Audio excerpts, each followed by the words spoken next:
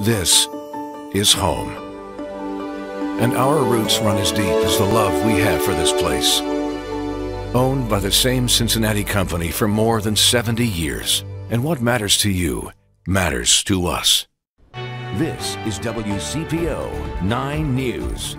Thanks for joining us for WCPO 9 News. I'm Adrian Whitsett. Here's a look at some of today's top stories.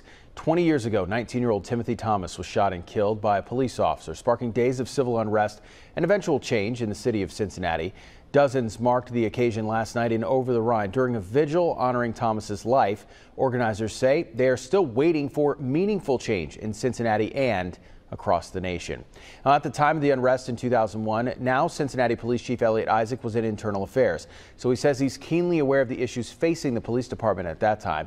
He says the department has changed dramatically and for the better since then.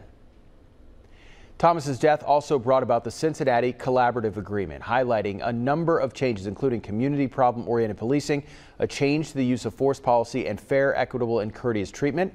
Cincinnati City and police leaders say they still abide by that agreement today.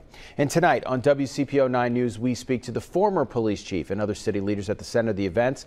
We also talk with men who grew up with the stress of believing they may suffer the same fate Thomas did. We will have those stories and many more, including a look at what still needs to be done to fulfill promises made 20 years ago. Jennifer.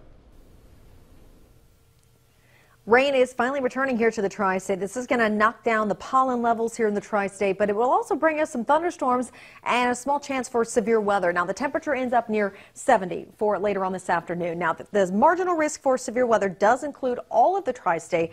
This really boils down to this afternoon, we could see an isolated stronger storm with a damaging wind gust potential. So we will let you know if we see any of that out there. Don't forget, you can always monitor severe weather on your phone if you've got to be away from the TV by utilizing our Storm Shield app. So rain that comes in this morning is starting light. It's not until the afternoon that we'll see that better chance for a few thunderstorms here in the tri-state.